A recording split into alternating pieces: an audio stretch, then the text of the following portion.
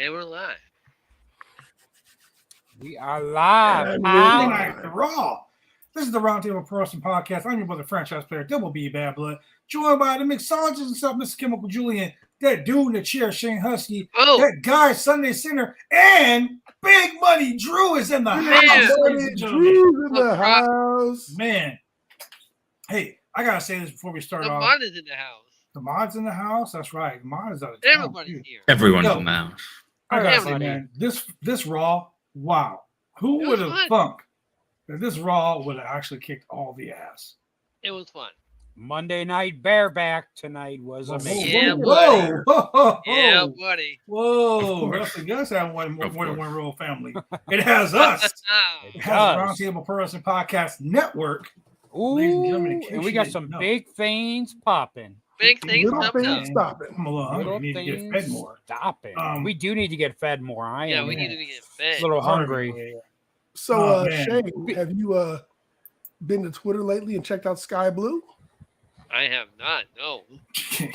Sky Blue. I guess she needed the money. You might need a tall glass of milk for all that cake you're gonna see. I'm telling you, she must work at a bakery because she's got all that Duncan Hines. Hey, it's that old Andrew Dice Clay bit.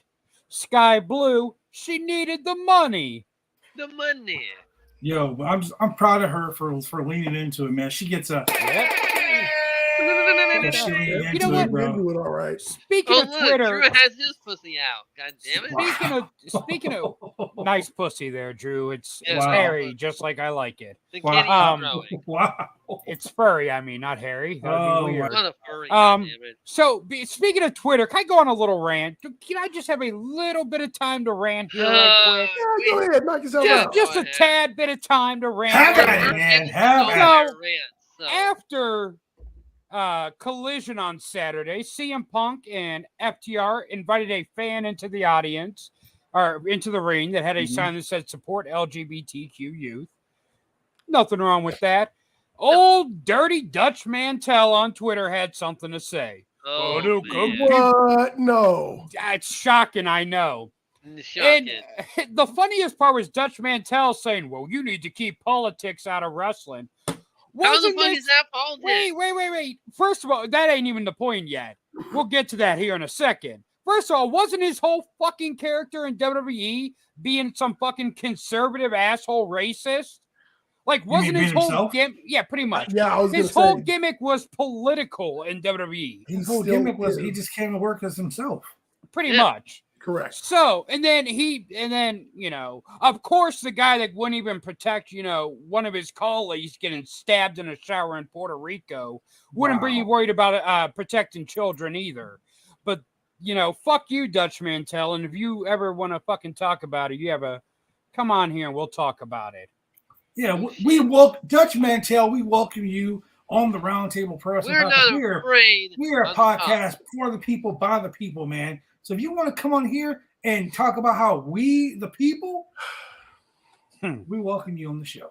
Like Cody Rhodes said, what do you want to talk about? What do you want? Stop me when I'm telling a lie. Is that what they're saying? Where's the lie? Where is the lie? Drew, I saw you on Firmly AEW. And Drew, I watched that show, and I just want to know one thing. What? Where's the lie? Where's the lie, man? Where's the lie? Where's the lie? First of all, We the People was a shitty idea from Bad Creative. Yes. As Chris Jericho said. Well, we love so can't lie. Fuck Dutch Mantel. Yes. With a big rusty dick. Do not. You can have him on this show, but I will not be on that show. If he came on this show, it'll be just to let his ass know he can suck. And he'll never come on anyway. No, he would. Dude, I have gone back and forth with Dutch many a times. Invited him to come on my when I was doing radio at the time. I invited him to come on my radio show. He'd have him and Val Venus both would have a million excuses of why they couldn't do it. God, what a disgusting tag team that was. So both you fucks, you're cowards. Yep. Fuck you both. Prove me wrong. Come on and talk about what you want to talk about, and I will bury your ass on screen on the show with actual knowledge compared to your fucking hate speech and panic button pushing. Yeah, we ain't about that shit here on the Roundtable. Nope. Fuck them. and my cell phone, my fucking protector is cracked on my phone, so I'm really pissed tonight. So Oh no, you Dutch Mantel. Oh, wow. well, you can blame him for everything. Yeah, I mean, you know what? Everything. If I would have dropped it in Puerto Rico, he wouldn't have done anything to save it. Oh, can I just say this too? I was watching a news report, and they were bragging about how the WWE's first pay-per-view in the country is going to be September 2nd in Pittsburgh. Motherfucker, Puerto Rico is part of the United States. It is not. Puerto Rico is an unincorporated You Google territory. You Google the 50 states. Guess what? Puerto Rico's ass is So right there. I was right. No, Puerto Rico is not a state. Puerto Rico is not a state. Territory. It's one. Maybe one. one. Okay. Right. Okay. It is not another country. It is part of the Union of the United States. They are not the 51st star. I don't need a passport to go to Puerto Rico. You don't need a passport to go to Mexico. Keep fucking talking like that, and you will. They're gonna make you buy a passport now. Oh shit. Oh shit. Anyway, you know where you do need a passport for? To go to London, England, where Money in the Bank will be coming from. Big in the UK. Here soon. Live. See that segue? Or Julian. Boom. There are things that are big. Wow.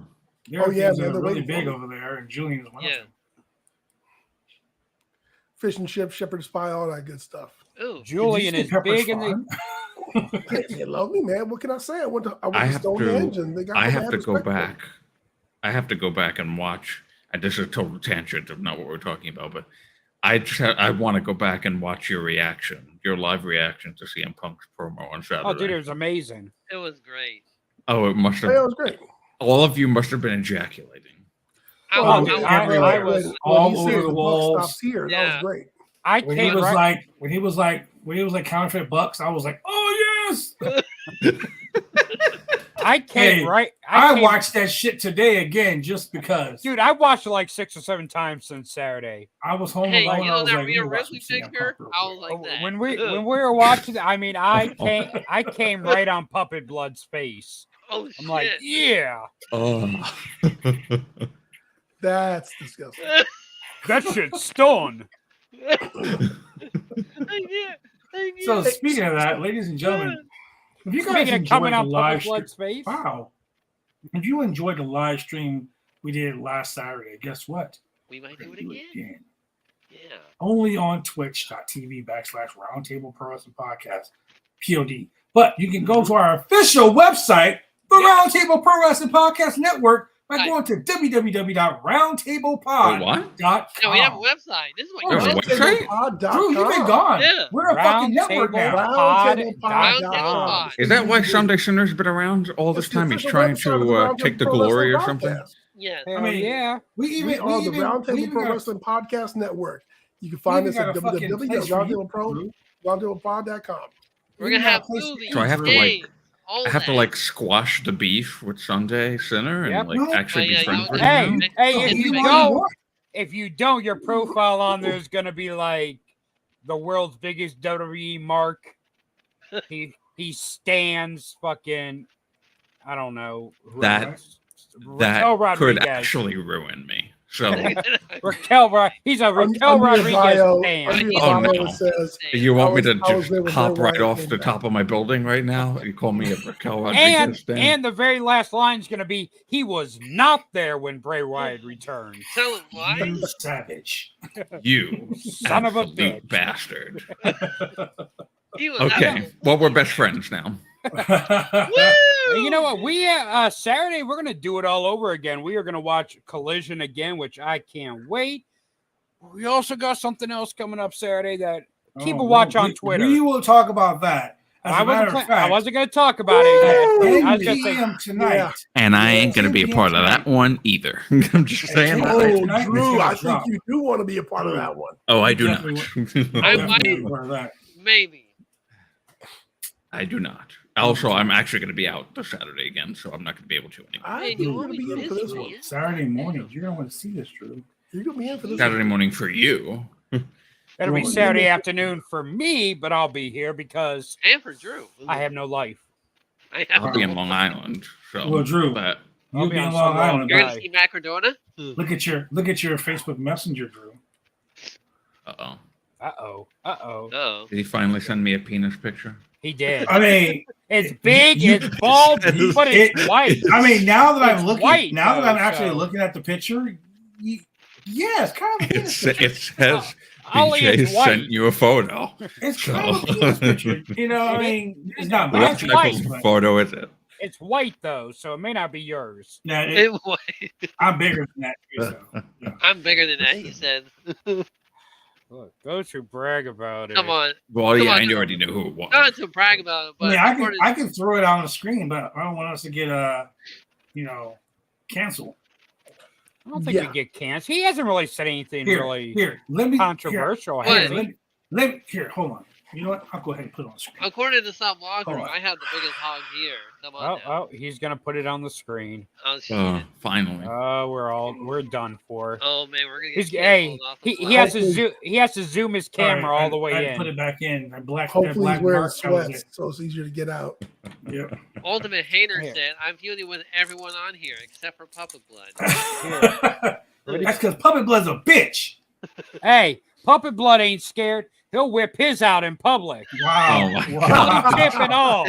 Hey. Wait, he might have to get the little blue chip checked out. I don't know if that's normal. He's not getting I'm so supernatural. It's blue on both sides. He called the left one D, the right one Sam. Anyway, let's get to live from Cleveland, Ohio. At the Rocket Mortgage Fieldhouse. I guess it should have been like really disrespectful on Juneteenth, talking about field houses. We have WWE Monday Night Raw coming to you live. First of all, it's the Romo Fijo is its local name. Yeah, the Romo Fijo. Romo Fijo is a local name. That's what us locals call it here in Cleveland. You didn't get a ticket? You didn't decide to go? I was gonna go. I had tickets, but I couldn't get off of work. So, damn it. I was like, whatever. Damn you. I'll catch them next time. Well, the show opened with everybody's favorite. Bray Wyatt didn't return, so what would be the point? Your WWE World Champion Seth He's never going to Rollins return again, it seems. As usual. I think every Raw has started with Seth Rollins coming out. You know what's funny is the parallels between the two champions right now, Roman and Seth. Yes. Seth's out there every week defending it, open challenges. Which is good. Roman hasn't defended it since WrestleMania. Correct. Listen, I was on True Heel Heat last Saturday, 2 Saturdays ago, and I ranted. I just actually posted my part about ranting about Adam Pearce for doing this exact thing. Like, God damn it, Drew! Just when I got Adam Pearce to start liking you, you do this shit. Oh please, that guy doesn't like me. He didn't give a shit about me, and that's fine. I've given up. I've given up at this point. But why is it that any title not affiliated with the bloodline has a challenger and a gauntlet and an open challenge for everything, but Roman's titles, nothing, absolutely nothing. When the Usos had those titles, nothing. But Gunther is defending, Austin Theory is defending, Sammy and Kevin are defending. Which is a good thing. What's going on here? He's a tribal chief. He's a smart guy. He wrote it to his contract. He only has to be on TV every other week and defend his belt every 3 months. Julian is right about that, but let me also state this. What is the reason to have a unified, undisputed universal champion, right? Why did it just become an Oreo? Why does he have 3 fucking belts? Why is he still carrying out all 3 fucking belts? He's a belt collector. I can answer No, he's not. He is. That makes me laugh out loud. I can answer that. Please answer it. Give me some fucking. It is context. all for the spectacle and the prestige. You gotta understand this. The black title, as we like to call it in our community. Oh my God! The black title, the World Heavyweight Championship, African American title, Black World title, is where the lineage lies. That's the one that goes back to the beginning of WWF. That's the one that Steve Austin, Hogan, Iron Sheik, Bob Backlund, all those guys held. The Universal Championship, that's the Roman title. Yes. That's the one that he won. That's the one that he beat Brock Lesnar for. It's one of those newer things. Now he's got this brand new, as Shane calls it, the texture mustard title. Yes. He's got the unified championship. And that's kind of like, the culmination of both titles together. And so, he wants to bring out all three, just kind of like blend them all together and show that this title unifies this lineage, the other title unifies this lineage, and the new gold title is the culmination of them both. And plus, I've got Paul Heyman here to carry him. Why not? Okay, so as a guy, it's like Tyson walking out with all his belts. As a guy who traveled the country, as the NWA Heritage Champion, NWA Continental Heavyweight Champion, and NWA Pacific Northwest Champion, all at the same time, I carry all three of those fucking belts. Do you know how horrible it is going through TSA with that shit? Probably bad. I'm sure he just puts it on the WWE truck and they transport it for him. Right. I'm sure he's not carrying them himself. Yeah. I mean, he probably gets. You're right. He ain't carrying them. Paul Heyman's carrying. Jimmy carry one. He lets Jay carry one, and then he carries the other one. Or maybe Paul Heyman carries the third one. You know what? After this weekend, though, I do know who the Bloodline's next feud's going to be with. We already know. Know. It's Sammy. It's the Usos. No, you're wrong. Hey, didn't you see Matt Riddle's picture? His daughter's bringing the Bloods in. It's gonna be Bloods versus Bloodline. His daughter was throwing up gang signs. That shit was crazy. It's gonna be the Bloods. His teenage daughter was throwing up gang signs. It's gonna be the Riddle and the Bloods versus the Bloodline. Wow. Wait, whatever. So anyway, that said he couldn't see his kids anymore. God damn it. So Seth Rollins came out, and he's supposed to have an open challenge tonight for the World Championship. And he was attacked by Finn Balor, and Finn Balor's reasoning was, I don't care if you're fighting Braun Breaker on NXT. You are going to hold on to that belt until you face me at Money in the Bank, because I'm taking that title off of you. Now, did you guys notice how when he said that? Now, how does that make sense? What? Because if Seth Rollins wants to win the championship and Finn Balor wins Money in the Bank, we are going to have an internal feud with the Bloodline. Judgment Day. Judgment Day, yeah. So we know that Finn Balor's not going to win. No. I don't know. They may be like, you know what? It works so good with the Bloodline. Let's try it with Judgment Day. But see, there's a couple things that happen on this show that kind of blend together with a lot of things. Like, for instance, after we had that dramatic beatdown, we had, Miz. We had the Miz come out. Yes, yes, and you know what? I heard about this earlier. I heard about this earlier today, and I was excited because I knew that this guy was returning today. But WWE dropped the ball twice. One, the Miz is from Ohio. He's from Cleveland, whatever, right now, right? Correct. To have him get beat up by the returning Tommaso Ciampa, which, in my opinion, this was the Blackheart Tommaso Ciampa. This was NXT fucking black and gold champion Tommaso Ciampa. And he has an old theme song, which I loved it. He beat the shit out of the Miz. But you know what really would have made this match, a whole thing, a lot better? If Johnny Gargano would have came out and introduced Ciampa. That would have ended the whole storyline with Ciampa, because last time we saw Ciampa, he was the Miz's little lackey. Correct. No one remembers that shit. And they don't want to.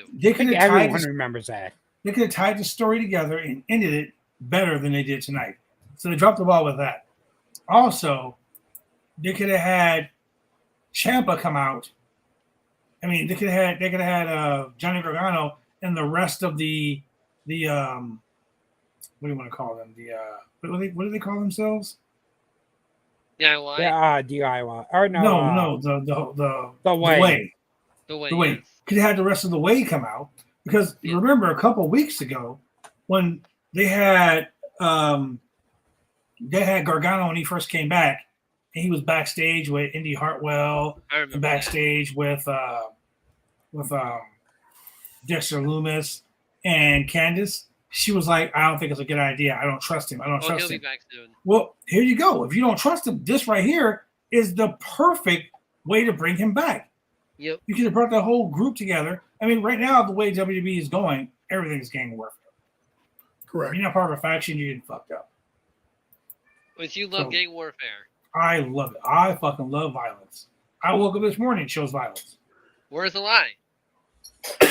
No lie at all. No lie. What do you think about that, Drew? Sure. Drew's like, it's WWE. Who gives a fuck? I didn't even watch a second of the show tonight. I just wanted to be here with you guys. You know, that makes me smile, Drew. Thank you.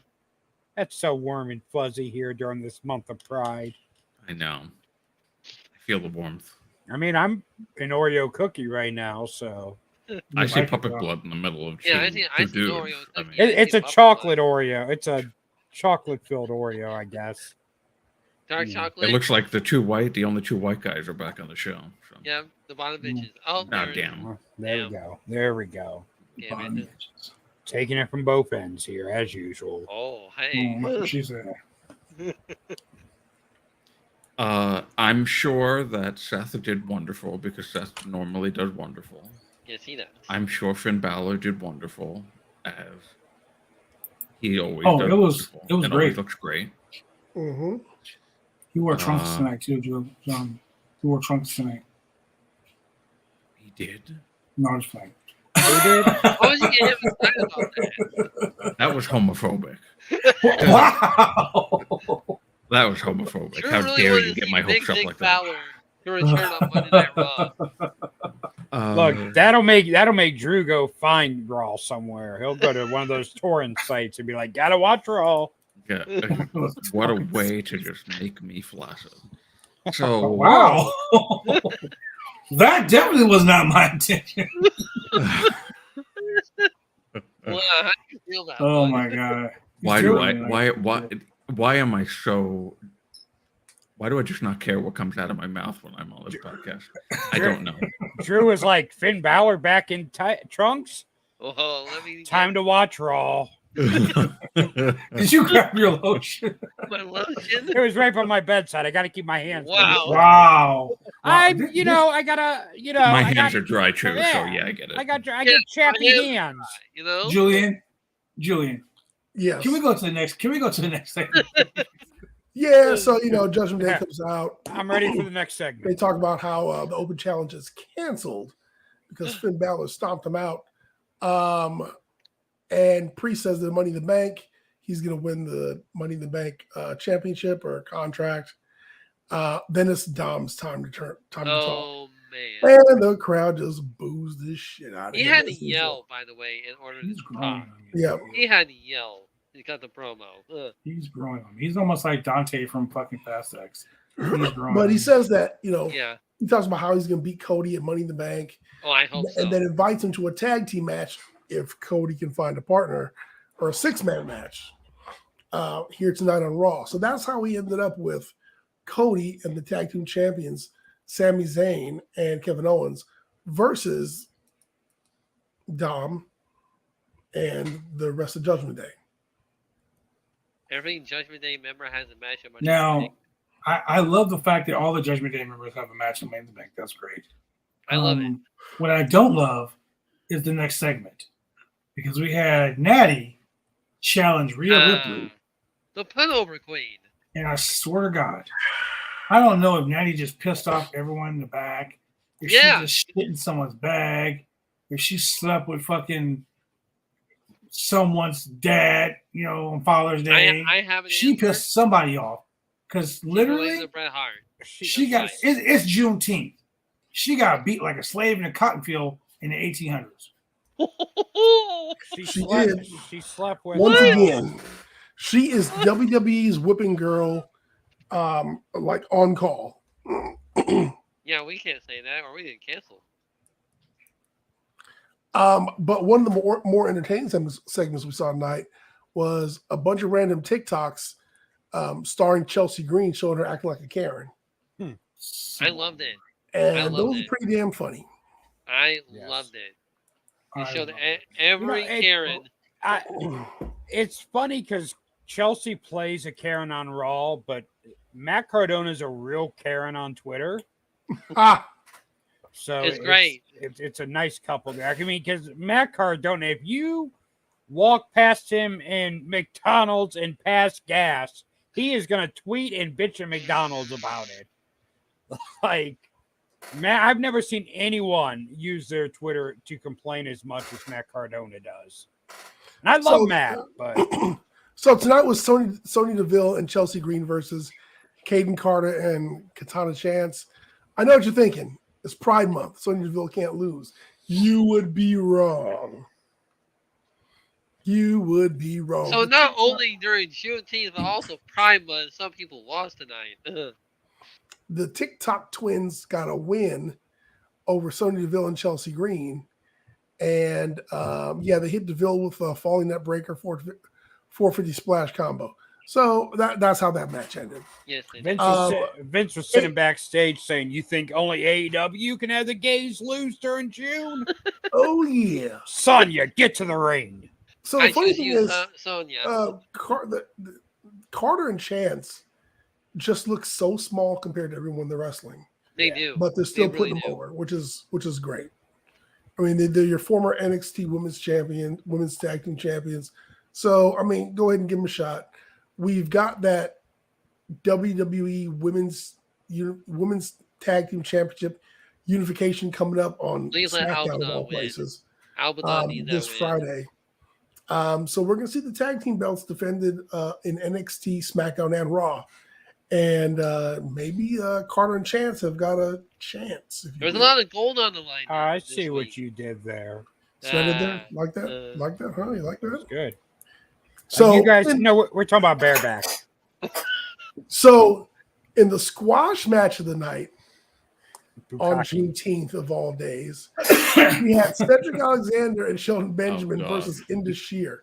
Oh my God! Hold on. I know what happened. But however, this is a 4 men of color match. No. This is a 4 men of color tag team match. Look, so you can't really say either way. You know, it's not they're wrestling the Viking Raiders.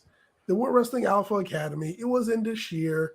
Those are our Brown brothers. We recognize them in the Nollywood, Bollywood sense of things. So, you know, now, do we like seeing Shelton Benjamin and Cedric Alexander getting jobbed out? No. For the second week in a row? Absolutely not. They are the put-over boys. They are the epitome of the POB. Stupid. I don't understand. Like, MVP is gone. Omos is gone. Bobby Lashley is scheduled to make his return. Match with Seth Rollins. Like Bobby Lashley is scheduled to make his return. Omos was training for his return. I don't know what's going on, but this was probably like neither one of those guys from Cleveland. Why did they get their ass whooped so bad? Yeah. Well, I mean, they may as well dress Indus Sher as a Cleveland Police Department. I mean, yeah, that whole beatdown was. You know, when I texted you guys, and I was like, "Damn, Raw's good." That was before that match. Right. Hey man, don't hinder the Indus Sher. Come on now. Look, I am so. You know what? The thing that pisses me off is that since debuting on Raw, Indus Sher be jobber, you know, enhanced no name guys, local talent, and then Shelton and Cedric. Yeah. And next they'll beat the Viking Raiders. Hope so. But like, Shelton and Cedric deserve so much more. They were on such a roll with the Hurt Business, which had no reason whatsoever to split up. Oh, Vince didn't like the fact that a bunch of they black were too dudes popular. Were 4 black guys together. No. What do you think this is? The welfare office? Ordination and domination? Get out of here. That's a gang. Yeah, pretty much. Nah, he was like, nope, they're getting over. We can't let that happen. That's exactly what the fuck happened. 4 black people together. What do they think? Matt Riddle's daughter's here? No, that's what you did there. Throwing up blood signs. That was really such a shame. That never got to see a live crowd. Imagine if we would have got a bloodline. The era got away with everything that was a part of the live crowd. Yeah, we never got our full bloodline versus Hurt Business feud. That would have been amazing. We should have gotten that. The moment that they went onto Raw Underground and just destroyed everyone, I love Raw Underground. That is when I became a fan of the Hurt Business, and I was like, when the Hurt Business was born. This is Raw badass. Underground. Yeah, I love Raw. I'm sorry, it was great. Bareback Underground. Wow. When they went into Bareback Underground, I did. It was different. It was in the middle of Raw. You didn't really have a choice. Yeah. Nope.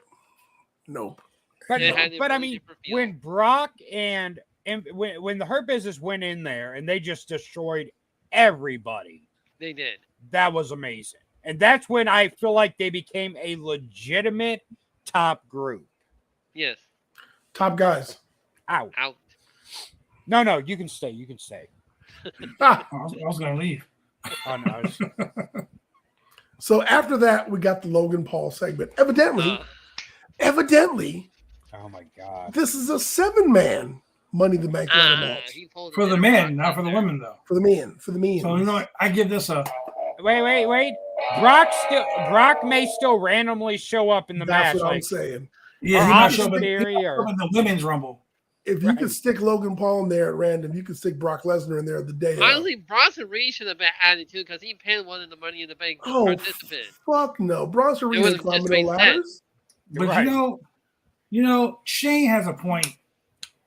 Like Bronson Reed should have been in there, considering he did pin one of the fucking participants people. But all of a sudden, out of nowhere, Logan Paul just shows up and was like, "Yo, I'm the 7th." We all knew this was going to happen. How are we not surprised about this? I'm not surprised, but let's just say, let's play devil's advocate for a second. What about the rest of everybody who's involved? They're just like this. Like the only person that had the balls to come out and say something at first was Ricochet. And he was like, and that was great. LA Knight came out. Like, you make videos for 15-year-old girls, and I was just like, wow. Ricochet. Yeah. You probably should stay quiet with some shit you've done. But you know, then LA Knight comes out. LA Knight said that. LA Knight shits on him. LA Knight's the one that said the one. Oh, LA Knight's the one that said that. That's right.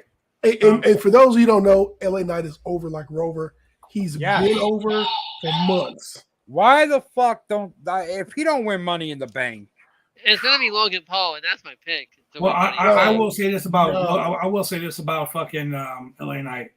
If he doesn't win Money in the Bank, that's fucking bullshit. Okay, the guy is over like Rover. The guy has done so much. It's organic. Wyatt, who got it's him organic. Over. Bray Wyatt didn't fucking get him over. Bray Wyatt almost killed his fucking career in WWE. That's not wrong. He did his job by putting LA Knight over. Come on now. What the fuck? Sarah, check the private message. 1 second, my contact is wonky. So you're right. Bray Wyatt did not make LA Knight. Sorry to hurt your heart there, Shane. I don't think he's sorry at all. I'm not sorry. I think that LA Knight got himself over organically, just like Daniel Bryan did. Yeah. Just like fucking. I do agree with that. Just like Sami Zayn did. Yeah. You know, Vince was like, Sami Zayn is not a main event guy. He's not a WrestleMania main event guy.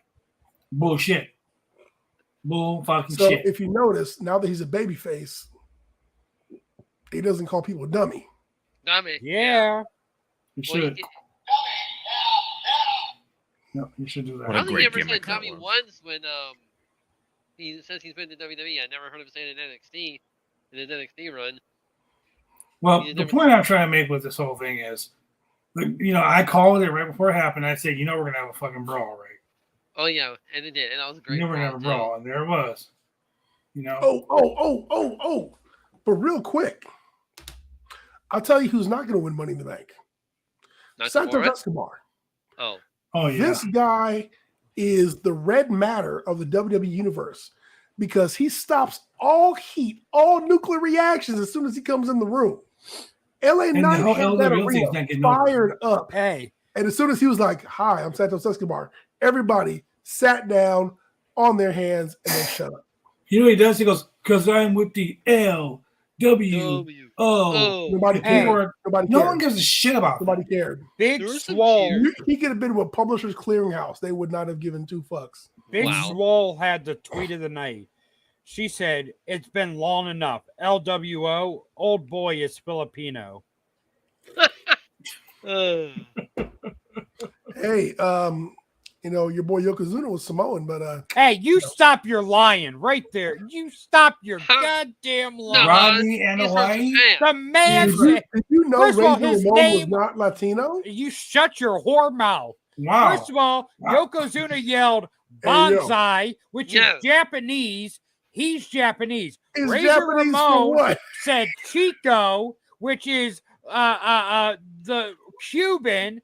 He was Cuban. You stop your whore lies, right? Next, you're gonna say Johnny B. Bad wasn't black, and he also and Razor Ramon also stabbed John Cena in the nightclub. Wait, it wasn't Razor Ramon. It was his bodyguard. It was his bodyguard. It was his son, Cody Hall, right? No, it wasn't Cody Hall. Wow.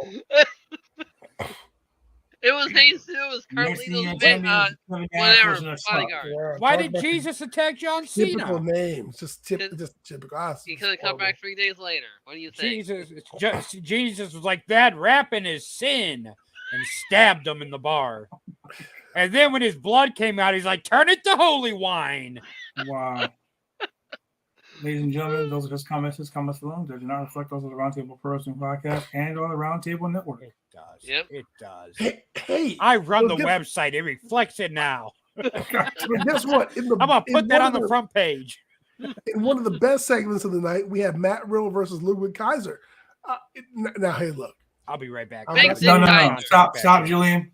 The best segment of the night was when Sami Zayn told Kevin Owens. I'm not saying it's the best segment because Matt Riddle lost. I'm saying it's the best segment because he got injured. And so maybe he won't be able to make Money in the Bank or maybe the next few shows. No, but he'll win the Intercontinental title because that's just the way it is. Yeah, I know. But I will tell you the best segment of the night. And Drew, I'm gonna steal your phrase because it is truly, in my opinion, this right here is the big money moment of the night. This. Riddle got tripped over by Gunther. No. This is the big money moment of the night. When Kevin Owens, when Sami Zayn told Kevin Owens, "Hey, Kevin, you gotta have an anger issue. You're a rageaholic. You're a rageaholic." He's like, "I'm not a rageaholic. You are a rageaholic." He says, "If you can go through the whole night without raging, I won't talk about it no more." And he was like, "Okay." So what does Kevin Owens do the moment he walks in with Cody Rhodes? You said I can push him in the face.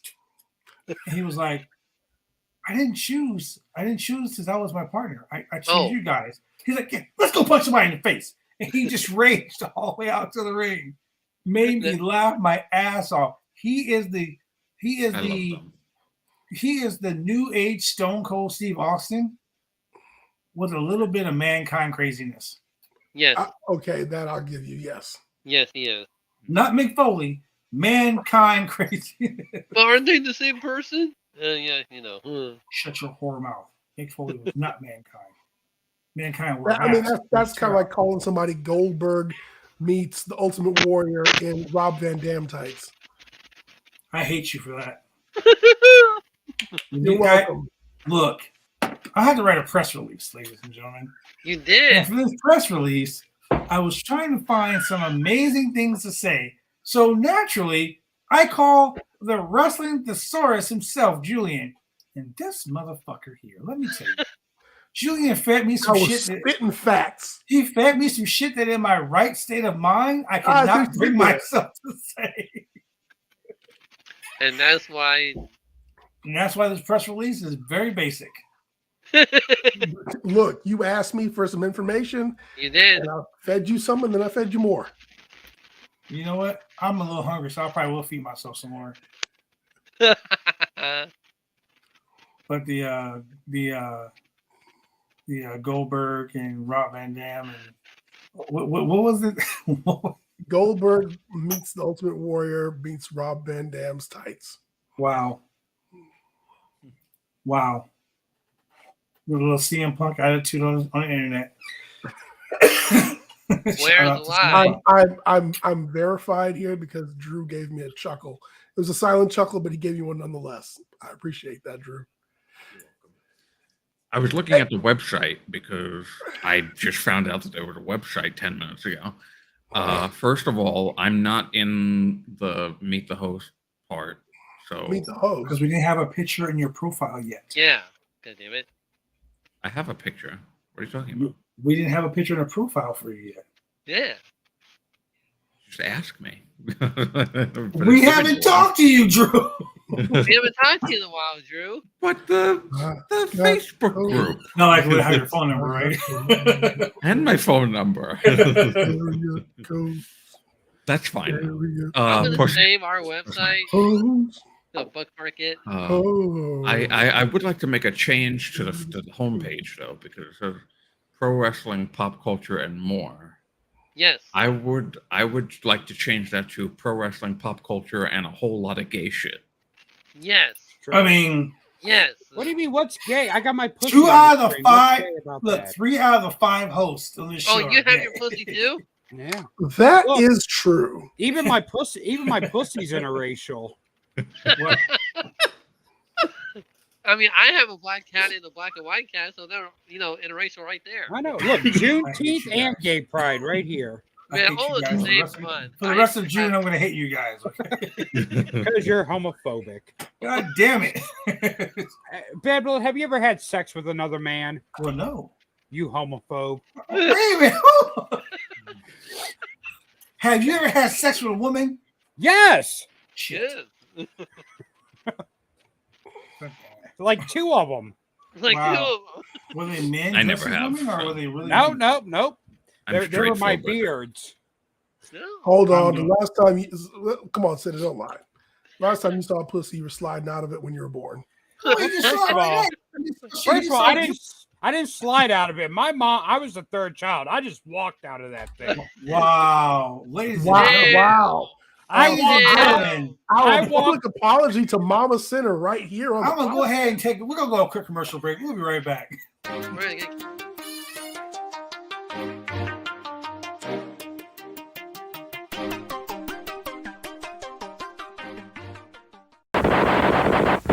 Professional wrestling is one of the toughest sports going today. If you ever dreamed of being a professional wrestler, then former WWE superstar and World Tag Team Champion Sir Mo of the famed tag team Men on a Mission invites you, yes, you, to join his Bumps and Bruises Academy. Now in 2 locations in Carrollton, Texas and Sherwood, Arkansas. Allow Sir Mo and his head coach, Dante Smiley, and other coaches to get you on the road to an exciting and rewarding career. Classes forming now for your shot. Contact Sir Mo at 704-819-7312 or fill out an information questionnaire now. Don't wait, make your dreams come true today by joining the Bumps and Bruises Pro Wrestling Academy.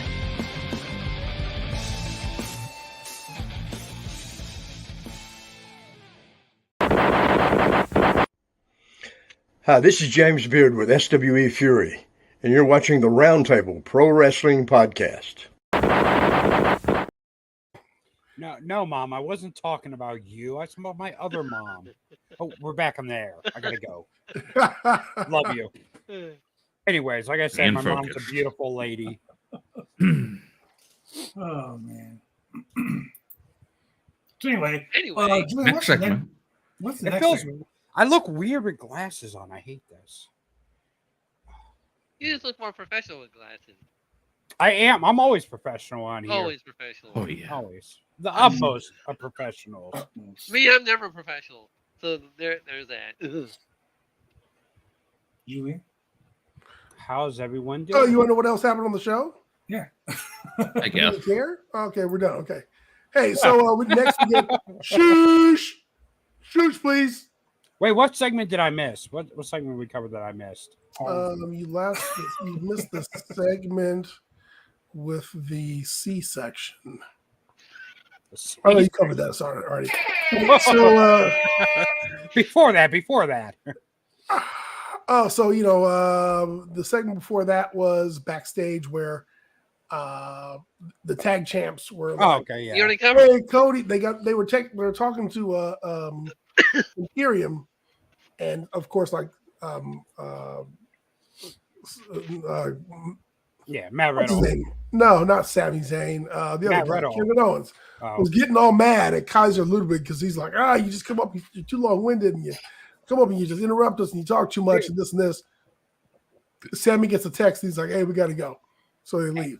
Angry Kevin Owens is my favorite Kevin Owens. I love Kevin Owens. I love what he's been doing the last few weeks, where he's just always angry. It's kind of funny because he's like an angry Canadian guy, which is funny. Yeah. We don't get so. Hey, you know what? Are you sure he's really Canadian? You said Yokozuna wasn't Japanese. I need to test something real quick. Okay. Because my wife said something to me the other day. We're talking about places that we want to go visit. And she said something to me the other day, and I had a reaction. And she looked surprised when I had to have a doctor check that out. And I don't think I'm the only one who does this. So I'm going to say this. Niagara Falls. Canada. White Plains, in New York. Son of a bitch. None of you watch Three Stooges? Slowly Niagara Falls. Slowly I turn. Slowly I turn. Step by step. Inch by inch. Oh my God. I loved them back then. She said. Back then, like you were around in the 1920s when they were on? Exactly. I was around when AMC just played them all day. I have had shit to do. They still play me. They call it The Walking Dead now. And Three Stooges was on, and the rest of my day was gone. I will tell you this. I was obsessed with the Three Stooges, Larry Moore and Curly, Larry Moore and Shemp. Which one? Curly. Ooh. Oh, Curly. That ain't even a question. Oh, you know what? So Curly gets the nod, and here's why. Mm-hmm. 3 idiots trying to move a piano upstairs. Actually, the greatest Three Stooges were Mo, Larry, and Curly Joe. And that's when they moved to color, and it was like more almost kid friendly. You racist. Yeah. If you have the chance, you have to watch the Three Stooges try to move a piano upstairs, and you have to watch Laurel and Hardy try to move pianos upstairs. Oh, yeah. That shit is hilarious every single time. We are really dating ourselves here, Julian. Every time we talk about some bullshit, beer barrels to a golf course. Hilarious.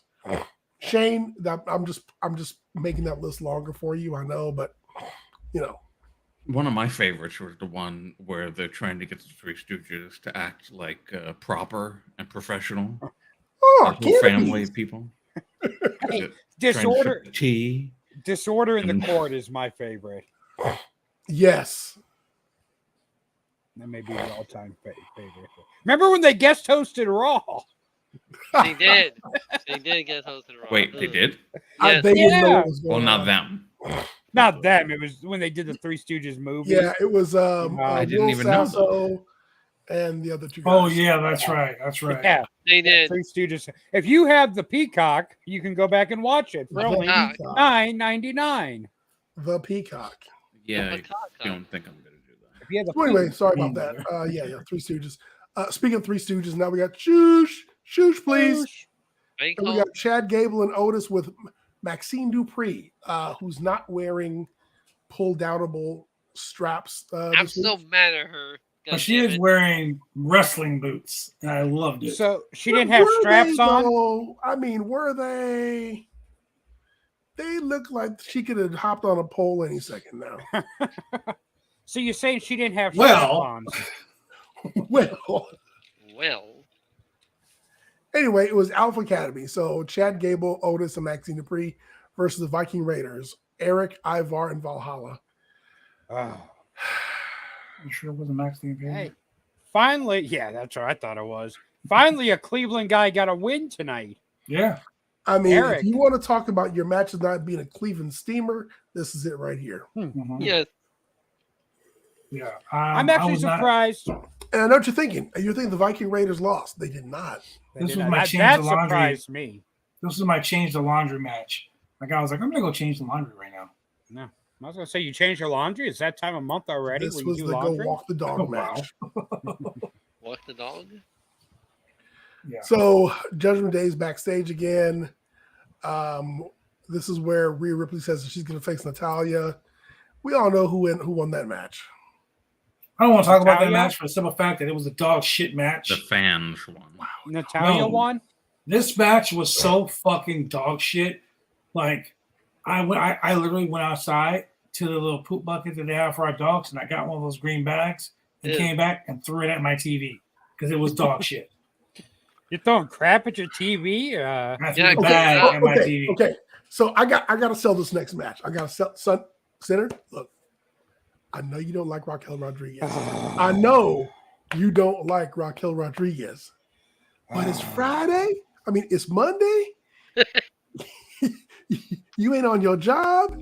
You ain't got shit to do. So here we got Raquel Rodriguez versus Trish Stratus with Zoe Starks in a women's Money in the Bank qualifying match. Yeah. This is what Raquel Rodriguez has been missing all these weeks. Why? She's been missing someone who will sell for her. And she was ragdolling the shit out of Trish. I mean, she was shaking her back and forth like a dog with an old newspaper in his mouth. She clotheslined the shit out of her. And when I tell you that Raquel Rodriguez folded her clothes while she was still wearing it, man, she slammed her. She threw her again. If they was naked, it'd be on Brazzers. Was it not? But let me go ahead. And it's not like Zoe even snuck in there. Zoe didn't even interfere. Zoe didn't like try to help out help out Trish and like attack Raquel Rodriguez. No, Trish was just getting thrown around, man. And she's really flexible. Real flexible. Wow. The way she was bending when she got clotheslined, she got slammed. And she was just contorting every direction imaginable. Had her legs up and around, back and forth. And Raquel was just taking her every way that you could imagine. But then here comes Becky Lynch. And that's where the sexy music stops. Yes. And Becky Lynch runs in the match, and this is where I have the problem. Becky Lynch attacked both Trish and Zoe Starks outside the ring, and the ref called for a DQ. Thank you, Becky. In favor of Trish. Now, I want to explain to you why that happened. Explain it. You and I are in a match. Oh, got a lot of explaining to do. You and I are in a match. Yep. Drew comes out and attacks me. Damn. I win by disqualification because obviously he didn't attack you. I'm facing you. But it happened outside the ring. You. Huh? Doesn't matter. There's no... Wait a minute. Ring. So if I hit someone with the chair outside the ring, I won't get disqualified? Yeah. The reason... Okay, so the reasoning was stupid, but those are the rules. Yeah. Those have always been the rules. Clear cut, 1,010%. They've always been the rules. Now, someone has not read their official referee handbook. But how many times you and I were watching it outside the ring and the ref don't call shit? Because so classic example. This is wrestling. Why you always bringing up that old shit, Julian? I'm going to explain it. Okay. There is no logic in WWE. I'm going to explain it. We had MJF versus let's say Jungle Boy, right? Hold up, bad example. No. Hear me out. Bad example. Okay. Versus Goldberg. Whatever happened to Jungle Boy, he had coming, and obviously MJF was not at fault. We'll do this. So, I can't even accept that as an example. We'll do this. Arn Anderson is at ringside with fucking what's his name? Wardlow. Right? Christian Cage is wrestling Wardlow in a ladder match for the TNT Championship. A ladder match is no DQs. God damn. Okay, one-on-one match. You're really bad at this. Luchasaurus comes down and attacks Arn Anderson. No wonder you want to retire. You're forgetting. And Arn bites him. with his Luchasaurus comes out here, attacks Arn Anderson. That doesn't mean that Christian wins by disqualification because those two guys were in the ring. But if I'm wrestling and Drew attacks me while I'm outside the ring wrestling you, you get disqualified because I'm facing you. Wait, what? Run that by me again. Drew came down and attacked me to give you an unfair advantage. That's why the referee disqualified. Hold up. So you're in the ring. Arn Anderson's biting Luchasaurus. Christian Cage is getting knocked off a ladder by Arn Anderson, who's not even in the match because he's fighting Wardlow. And you're trying to tell me that it's Christian's fault? Ladder matches don't have rules. Ladder matches don't have rules. I don't know. Okay, here's the thing. Okay, if it's a one-on-one singles match, Wardlow versus Christian. Okay. Arn Anderson runs out. He starts fighting with Luchasaurus on the outside. Okay. No DQ there. Now, Christian gets out of the ring, and then Arn Anderson attacks Christian. There's a DQ. What if Christian attacks Arn Anderson? That's if Arn Anderson doesn't fight back, then he's fine. Does the AEW have a stand your ground rule? No. Only in Texas. They're based in Florida? Oh, yeah. Because you know Arn got a gun, right? He gonna start shooting people. That's why he carry a Glock. That's why you can't compare the two. It don't make no sense. Wardlow is facing MJF, and Arn Anderson pulls out his Glock and shoots MJF in the head. MJF wins. MJF wins. He's still champion. At least it's Arn Anderson we can actually promise a dead body, goddammit. Well, look, at Arn Anderson's age, the chances of him actually having good aim with the gun are very low. So he may try to shoot MJF, but actually hit Wardlow. There's the lie. Or he's going to hit Tony Schiavone up in the broadcast booth somehow. So anyway, that's why the stupid disqualification happened.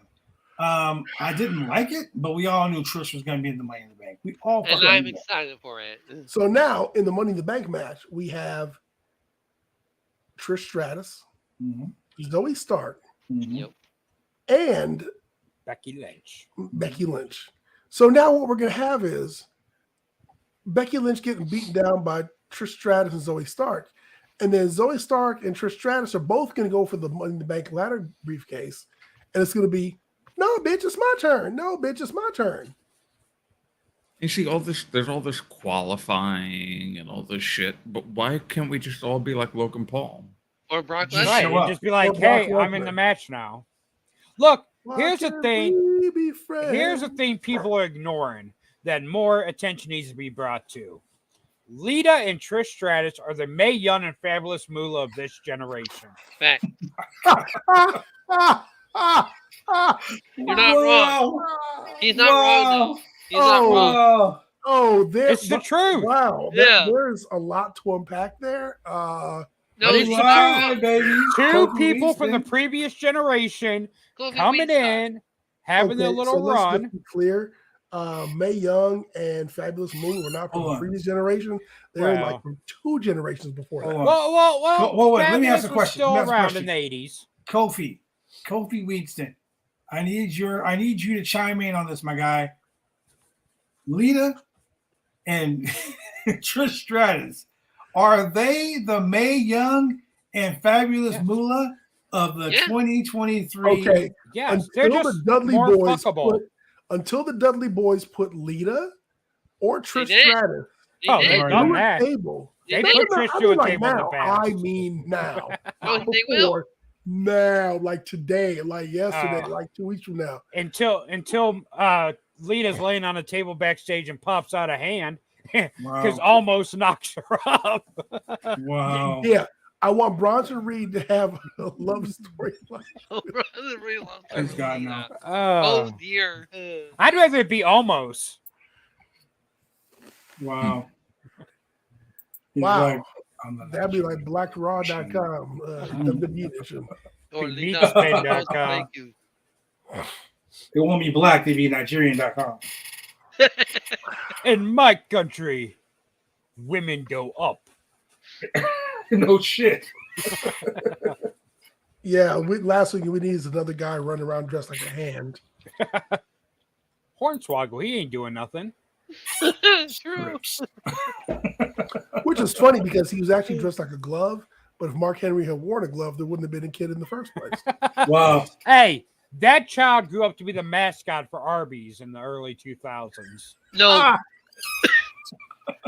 thought it was the chef, the hamburger helper guy. Yeah, that's what I thought too.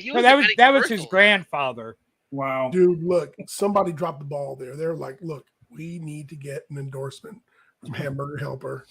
Hamburger Helper. Wait, you think they looked under the blanket at Mae Young and like, oh, we need Hamburger Helper to sponsor this? No, they probably said, well, hey, speaking of which, I had a really great roast beef dip last week. With cheese. Oh, my God. Hey, is that midget that used to hang around Moolah and Mae Young still alive? Diamond Lil? Oh, wait, no. Oh, sorry, wrong midget. God, what are you hype train, guys? Are you bad blood now? Hype? No. Thanks for the hype train, guys. So yeah, let's go ahead and let's get to this main event. I need to find out a Diamond Lil. So FYI, Trish Stratus wins. Thank you, Becky. So next we had Shinsuke Nakamura versus Bronson Reed. You know what? I said this in private chat. I'm tired of seeing Shinsuke Nakamura's nipples. I love it. I just wish he would change his top. No, zip it up. Zip it up. Do something. No. I know he likes to go surfing. I know he thinks he's like in a body glove outfit. But listen here, Shinsuke Nakamura can show his nipples anywhere he wants. Breaking news: Diamond Lil is still alive. Wow. Who? the little person that lived with Moolah forever. Oh, okay. Well, you said the little person. I saw this video that Julian sent me of a little guy. Moolah called her dying. Moolah's name for her was my damn midget. My damn midget. Oh boy. And Moolah's name for her students were my damn prostitutes. I really thought you were going to say what you called her black friend. Thank God. All right. My Nielsen's. Wow. So, Bronson Reed versus Shinsuke. So this has been it's been a storyline, legit a storyline. But Bronson Reed should just be added. July 1st, WWE is supposed to have some cuts. Is what the rumor going around is. I don't see Bronson Reed lasting past July 1st with the company. So here's why WWE can't afford cuts. They can't afford, and we had this discussion so many months ago. Yes. They can't afford cuts because when you have cuts, you have a thinner roster. And when you have a thinner roster, you start seeing the same motherfuckers 3-4 times on the same show. They don't care. Raw being a 3-hour show, we saw Seth Rollins get beat up once, and we saw the replay, and then we saw them talking about it again. Like we don't need to hear and or see. So like 3 or 4 times. We saw the Judgment Day. We saw Finn Balor twice, 3 times. We saw Dom, and I mean, it's just you're seeing the same folks over and over and over and over. Here's the thing, though. Over and over and over. Here's the thing, though, and why I believe roster cuts are on the way. First of all, Endeavor's taken over. They want to make Endeavor hasn't officially taken over yet. They want to make that bottom line look as good as they possibly can once Endeavor takes over. It's why they had a hire officially. Do we know? I think it's like August or September when it would be official. So they're gonna start cutting people because they want that bottom line to look good. If that's one thing Nick Khan can do, is fire people to make the company look more wealthy.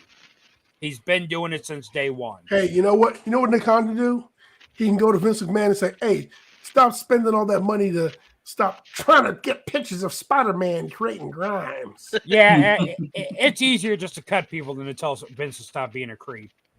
They're like, you know what? Telling Vince not to be a creep hasn't worked for the last 60 years. It doesn't matter if they tell Vince not to be a creep or not. The deal that Vince made with Endeavor was that he will be in charge of the WWE until he fucking dies. Yeah. And the person who bought the company is one of his best friends. And he's like, fuck it. Vince can do what Vince does. Right. Vince knows wrestling better than I do. Dude, it's just like how Dana White sold Endeavor MMA or UFC. And Dana White is still in control of UFC. Yep. It is. I mean, honestly, as a business owner, it was the smartest thing possible. Oh, yeah. Because now you don't have to worry. If the company loses money, it's not affecting your pocket. Right. Yeah, the liability is gone. You have the same position without all the risk. Correct. But they want that bottom line to look as good as possible once Endeavor takes over.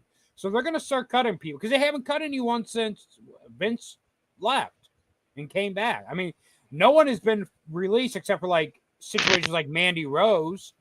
But outside of that, no one's been released since Triple H took over. Correct. And the Mandy Rose release the thing. Well, in fact, Triple H whole different hired people back. Right, and Triple H hired many people back. Yeah. And no one that he hired back is working out. True. Name one person Triple H brought back that has actually had an impact on the company. I will tell you, all of them didn't. Here's why. I will say honestly, Bray Wyatt did for a minute until he went all Bray Wyatt and ruined it all. And here's the problem with the Bray Wyatt thing. Slander. Bray Wyatt, the hype for Bray Wyatt was great. But once he did come back, it was just the same stuff everyone was already bored of when he left the first time. However, I will say this. This was really an issue of WWE needed bodies. Mm-hmm. Bodies who could put on good matches and take up good time, because you were really burning out your Seth Rollins, your Bobby Lashley's.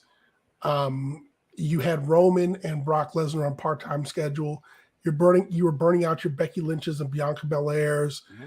You really needed other people just to have matches in between, so that you didn't keep seeing these guys 3 or 4 times during the show.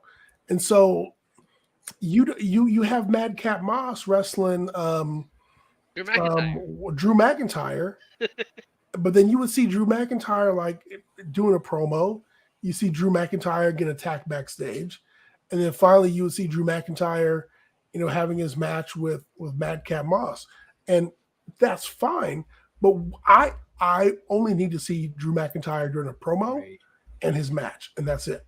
Like, you can have other people come back. You can have Bayley come back. You could have Damage Control come back. You fumble Damage Control, but they're still taking up time to fill in slots. Mm-hmm. You have Becky Lynch come back. You have these call-ups from NXT that are taking up time. You have these storylines developing. The whole thing with like your champions especially is they and their matches should be special attraction matches. Yes. So a guy like Walter does not need to be wrestling every Monday. No, a guy like Seth Rollins, he's taking a page out of John Cena's book by doing the open challenge. Which is great. But your champion doesn't need to be wrestling like every week. That's supposed to be a special attraction. That's for the pay-per-view. Building up the feuds, that's one thing. That's fine. But you don't need to see your champion that often so that you, A, kind of get sick of him, and B, don't care about seeing him in his match because you're tired of seeing him because you know what's going to happen. It's almost like what do you call it? Almost like MJF. Make yourself a special attraction. Correct. Roman did it. No. Okay, so stop. Let's clear the air with this shit right now. MJF made himself a special attraction, made people want to see him. Roman takes 6 months off at a time. Yep. Yeah. Where people are angry about it. Like, dude, except for the Roman stand. You literally held the championship hostage. Like, you're the reason the WWE is in such peril right now when it comes to champions. You're the reason why they had to create a whole new belt to make a secondary belt to someone, because you don't get the attraction is great. It's like watching that Fast and Furious movie, right? No. Let me rephrase it. It's like watching the Into the Spider-Verse movie. They left you on a cliffhanger. Now you gotta wait 3 motherfucking years before another one comes out. Yeah, that's the whole point of the cliffhanger. Are you excited for that cliffhanger after 3 years of waiting? Yes. Yeah. Like, God damn. There you are. Like, I've been waiting so long for the champion to defend his belt. What happened to the whole 90-day rule? So here's the thing. So Roman not defending his belt, Roman defending his belt once a quarter, it does make it a special attraction. But what hypes it up even more is because when Roman does win, he talks all the shit. And we're at the point now where Roman has run through his rogues gallery. And when he comes out and he talks the shit, talking about I pinned everybody, I stacked them, I pin them, I'm the tribal chief, there's no one left for me to wrestle, yada, yada, yada. There's a ring of truth to it because it's structured that way. Yes. Now, back when he was kind of getting to this point, he wrestled a little bit more often. Now he doesn't have to. And why? There are a lack of challenges. Now, should he be in a program with Walter? Absolutely. That'd be great. Should he be in a program with Kevin Owens? Yeah, he could be. Should he be in a program with Omos? Absolutely he should. I mean, but there are people out there that, have got to kind of work their way up to the title shot. They can have all the number one contender tournaments you want to have. You could have your monies in the bank. You could have your elimination chamber for the number one contender. I mean, whatever it is. But the narrative right now is no matter who goes against Roman, they're going to get smashed. And that's what they're going with. Imagine you don't need to see someone getting smashed every month. See them getting smashed once a quarter? Sure, why not? It's a special event. Yes. But now you got Seth, who's, challenging on Mondays, filming a TV show for Disney. So he's like doing backstage segments and then, coming out every other week, et cetera, et cetera, et cetera. And so that's fine. I mean, Hogan didn't defend the championship every week. So he defended on Saturday Night Main Event. That was once a month. Here's the thing people don't get about WWE now. All WWE's money is guaranteed money. Yep. Peacock already paid them up front for all their shows. Yep. They don't have to sell pay-per-views. Fox, USA, they paid them up front for all their shows. They don't have to sell their shows. They don't even need to really be in arenas. They made more money during the pandemic than they did before. Ticket sales don't mean shit to WWE. They make all their money on other things. A lot of times now you have the arenas paying WWE to come to them. That's what happened with Backlash was Puerto Rico paid WWE to come. Every year, the cities bid to get WrestleMania, just like they do the Super Bowl and the All-Star Game, all the big events. WWE doesn't need to cater to fans. They are set financially with all their deals in place. So people, they're not booking for the fans anymore. They're booking for themselves. They don't care if the fans like what they like. They really don't. You know what? I think that's a little bit untrue because no business, even though WWE tends to have short-term booking, their business practices are long-term. And so when they get these TV deals, it's kind of acknowledged, whether it's like in contract or not, that you need to maintain a certain level of ratings in order for you to keep getting your TV deal renewed. I mean, just like any show, you can get canceled. So they need to appeal to the fans. They need the fans to keep coming back. And they need people to show up at arenas, because if you had a show and that arena was empty, somebody would say to you, well, I ain't paying for you to come here, and I'm not paying for any rights to show your shitty show that's got nobody in the audience. Well, here's the thing. Jen has a point. WWE had 20-some years of being the only show in town. Yes. They trained people that WWE was wrestling. They were the wrestling business. Yep. So, and they've had people trained to the point where this is what we like because of the name. It's like you'll still go to McDonald's because it's the brand you're used to. But it's not the best burger you can get. But it's not exactly. But and that's how fantastic. And that's what WWE's relying on. Is that we ain't the best wrestling show anymore, but it don't matter because we had such a head start We are the brand people know. I think RC Cola tastes better than Coke. But guess which one gets bought more? But I'll tell you what, though. It's not a bad. Once you get into that position and you can maintain that position, it's not a bad position to be in. No. I mean, you got to understand that Pepsi knew they couldn't compete with Coke, so they bought KFC and Taco Bell and Pizza Hut just so they could exclusively push their Pepsi products on the consumers who go to those establishments. And so if you've got a captive audience, or you've got a built-in audience, or you've got like a dad who grew up in the Attitude Era, so he shows his kids John Cena, and then they show their kids Seth Rollins. I mean, it's kind of like the Catholic Church. I mean, you've got, people who are faithful followers who teach their offspring to follow the product.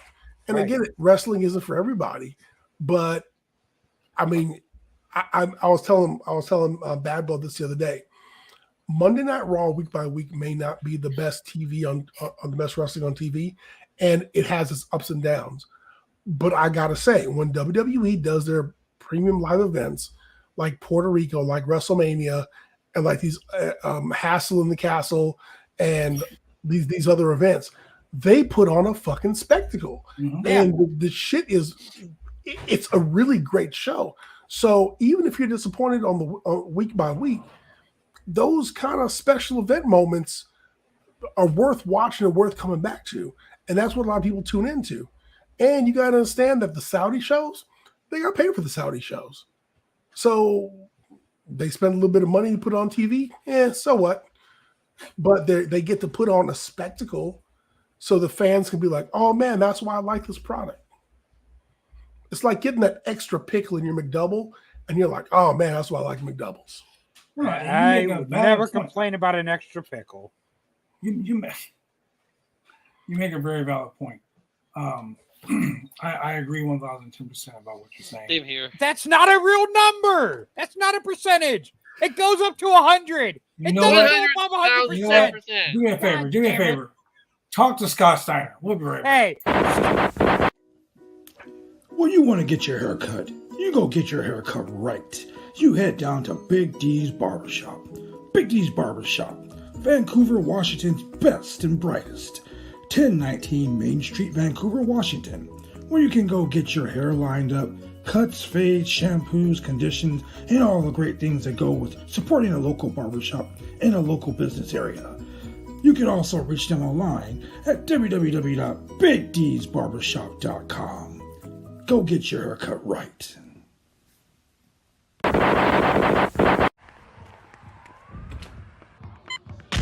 These are more than just the sounds of a safe place to go after school. These are the sounds of interest being ignited and of mentors making an impact. At Boys and Girls Clubs, we don't do just one thing. We do whatever it takes to meet the needs of every kid who comes through those doors. Because whatever it takes is what it takes to build great futures. Great futures start here.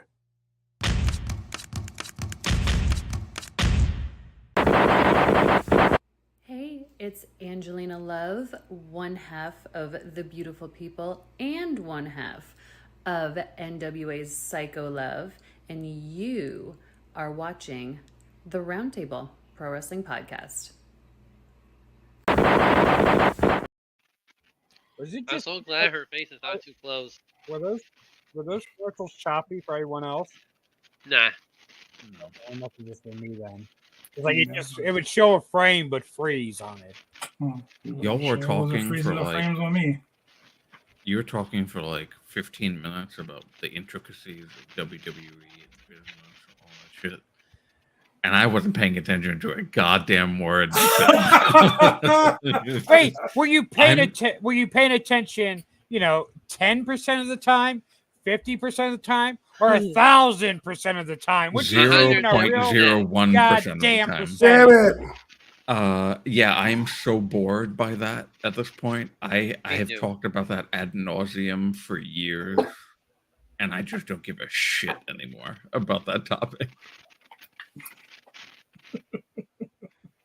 I was watching Judge Judy get mesmerized that some guy was a girl's boyfriend and not a son, and retweeted it while you guys were talking about WWE and business. Judge Judy could get it. Wow. Well, with that being said, I'd like to gavel her cord. With that Man, being we need said, a nasty Sinner, yes, go ahead and Sinner. break down. Wait, here, let me set the mood for Sinner because I know he's gonna get excited. Ooh. He's probably gonna bust one, but I will bust one after this. I'm getting ready to take the camera off. What am I breaking down? Am I breaking down our Saturday? Let's talk about Saturday. Oh, let's talk about. You know what Saturday is? It's the freakiest day of the week. Oh my Whoa, God! hold on. We can talk about that. Saturdays when where's my music? Saturdays when all the freaks come out. And this Saturday morning, live on the Roundtable podcast, we got the biggest freak of them all. Yeah, ladies, you like a guy who eats? Well, we got a guy for you this Saturday morning, 10 a.m. Pacific time, 1 p.m. Eastern, that wants you to feed him more. Oh, yeah. Yeah, ladies, this guy will eat till there's no time left in the day. That's right. Videos and all that. This Saturday, we have Ryback live on the show for a very special interview. Ladies, if you can't get enough, then feed him more. Oh, yeah. Wake up. It's feeding time. 10 a.m. 10 a.m. You're out of your mind. The freakiest a.m. in the morning. Does that mean I have to be nice to Ryback now? God damn it. All professional wrestling. Oh, yeah. He's a 5-time Grammy. I'm sorry. Slamming. Oh, yeah. Oh, slam him, daddy. Oh, yeah. Interracial intercontinental. Yeah, baby. Ryback back. Whoa, whoa. Hold on. I'm sorry, I got caught up in the moment. Hold on. Ladies and gentlemen, he is not going to be bareback. He is Ryback. It is Ryback. He's one of the most controversial men on Twitter. If you go on Twitter, this guy talks about so much when it comes to professional wrestling. And guess what, ladies and gentlemen? We're going to talk about CM Punk now. Shane has been talking about this. Him and Julian, they've been talking about this. And I'm throwing you guys all under the bus because you guys, listen here, ladies and gentlemen. I tell these assholes every fucking week, do not say things because people listen to the show and you speak it into existence. Now we're going to have Ryback versus Goldberg in a retirement match on tour. And that's what we're going to talk about on Saturday. What about Along with Ryback? Yes, sir. Why? Is this a type of match where like one of them just disappears from the face of the earth afterwards? I hope so. That type of a retirement. Find out on Saturday what the stipulation is. Literally worlds collide, and I want to see the first one to hear both of these bald-headed behemoths go at it, and I want to see them tear the house down. It's going to be big, meaty men slapping meat. This is the definition of a spectacle. Everybody will tune in. They're going to tear the house down. They're going to put asses in seats. Look, Ryback versus Goldberg coming to an arena near you. Look, this is Luthez versus some other old guy. You're this going is too far Bruno Sammartino versus Billy Graham. This is Hulk Hogan versus Ric Flair. This is Goldberg Mania. This is just going to be a big meaty man slapping meat, two bald behemoths going at it. Why are they bald? It's going to be Thanos versus Darkseid. 101. This is when worlds collide, ladies and gentlemen. It is going to be live, and we're going to have one half of this massive main event. It's going to be Godzilla versus King Kong. It is going to be Kaiju Central up in that ring. And I will not be nice to Ryback. I'm going to say that to that. And then he'll eat. So Shane will not be here on Saturday during the interview. Okay, so before we go, Drew won't either. Ultimate Hater says Dom pins Cody. I'm Hell calling. yeah. Yo, Ultimate Hater, you're right. Okay. When's the last time you saw Dom get pinned? Okay, Ultimate Hater. Let's put some motherfucking money where your mouth is, Playboy. I hope you pick Cody in your predictions, Blood. I hope you 10 pick subs. Shit, let's go. Wait, hold up. Is Shane doing the predictions this weekend? I'm feeling some Or sorry, for it. is Shane doing the predictions for Money in the Bank? Money. Is Shane the number one contender? Yeah, I thought we were doing Forbidden Door. Yeah, Forbidden Door, because I have to work on fucking July 1st because I didn't know. Back in line, player. Back in the line. No, So, I ain't orphan. For Money in the Bank, it's going to be a triple threat match. It's going to be me, Sunday Center, and Bad Blood for the Predictions Championship. Wicked Crazy Pinfall Championship, baby. Yeah, no, I don't want that one. That's the title that has to be defended. Ain't no one wants your junk title. No. You're defending that one against Shane. I defended the Roundtable Pro Wrestling podcast. I defended it the last show. Hey, look. Okay, so 30 days. Come on. Look, 2 weeks. Don't be ducking us. Be a real These people are Roman Reigns. Look. Bad Blood. He's like just working this part-timer schedule. Yeah. Bad Blood's like, we got Roundtable podcast title at home. Wicked Crazy Pinfall title. That's like the orange drink of title belts. That's the purple drink. I feel disrespected. I have to go for the Wicked Crazy Pinfall title. I deserve a Roundtable Pro Wrestling. You don't deserve shit. You deserve a shot at the Wicked Crazy Pinfall title. You agreed to it. You can't show up to the main events. You deserve what you get. If you forfeit, listen. Oh no, I know. Shane is supposed to be challenging for the Wicked Crazy Pinfall Championship. If he forfeits, he can no longer say and think about. He can't tweet. He can't text. He can't form the syllables of Shibata's penis. Oh no, I don't forfeit. I don't forfeit nothing. I am still going to compete for that title. You better be can't talk about Shibata's PP. This is like Shibata's penis on a pole match. Title. Oh man! If you ain't here for the challenge for the title, it's gonna be Julian challenging for the championship. Damn, he's the challenge for the Wicked Crazy Pinfall title. Damn, you know what? You got lucky. You know what? And it was only a few points. So you got lucky.